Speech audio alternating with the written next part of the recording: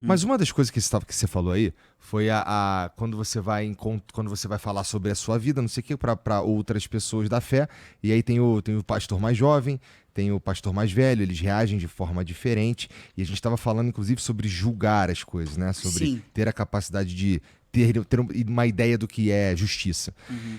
E cara, e aí assim, eu fico olhando pessoas e porra, aqui eu não vou falar que eu não julgo, porque eu julgo, tá? É, Mas mas, todos nós julgamos. pois é. Vai, muito claramente, cara, quando eu vejo um garoto de 14 anos, sei lá, 13 anos ou qualquer coisa assim, fazendo, sabe, aparecendo na internet e tudo mais, ainda mais com as informações que a gente acaba pegando em volta, que, putz, aquilo ali é meio criado pra ser assim, Sim. e tem um motivo daquilo acontecer daquele jeito, e de viralizar na internet e tudo mais, eu fico pensando, cara, imagina. Agora o moleque já falou que tem pretensões políticas, o que é maluco, porque ele tem uma Ele tava criança, na né? Assembleia, né? Pois é. Então, fico olhando, eu acho que o nome dele é Miguel, se eu não me engano. É. Eu fico olhando e fico, putz, cara, o que será? Imagina, eu tenho dificuldade, desculpa se você. Eu acredito que o Miguel acredita, mas eu tenho dificuldade de ver Deus ali, sabe qual é? Uhum. E isso sou eu julgando, né? Não tem outra palavra, não tem outra palavra. Sim. Mas aí, putz, eu fico pensando que aquilo ali pode, inclusive, ser nocivo. Uhum.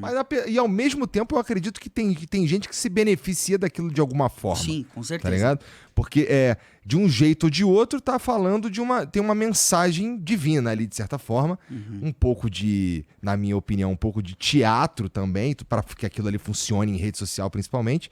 Mas eu realmente acredito que tem gente que se beneficia daquilo.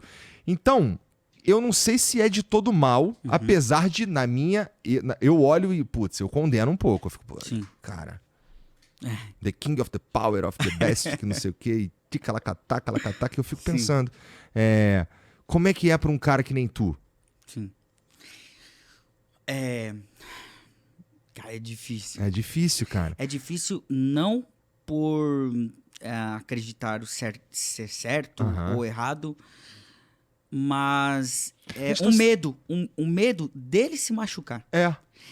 Eu vejo um talento gigantesco na comunicação, na oratória Aham. e tal. Isso eu tô falando de comunicação, Aham. né? E eu vejo que ele foi preparado desde criança. Aham.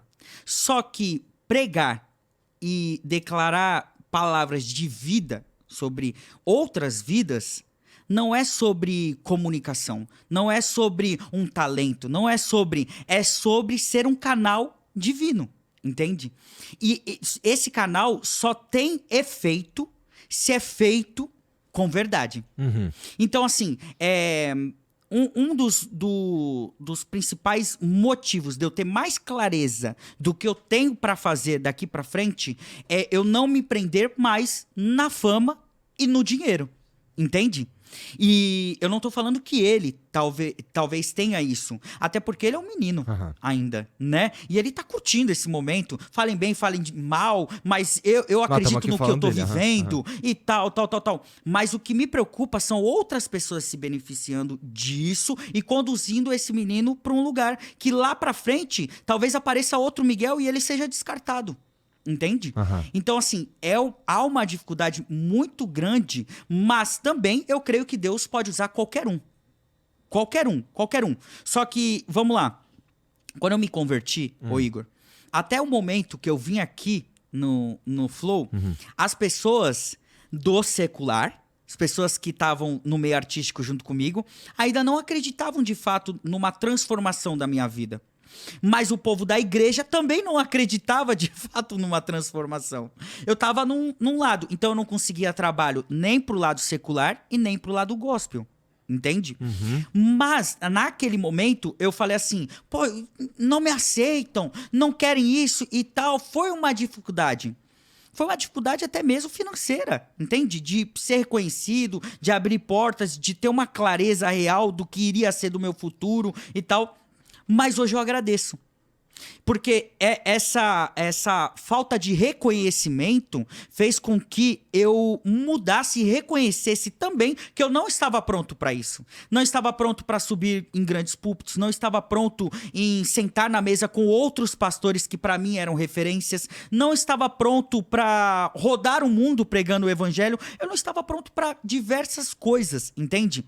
Mas, no caso dele, do Miguel, eu orei já no secreto pela vida dele. E eu creio que vai ser um processo. É aquela frase clichê, o escolhido não tem escolha, mas ele passará por várias coisas. E não é novidade no meio gospel. Eu fui pesquisar, né? Fui pesquisar na história.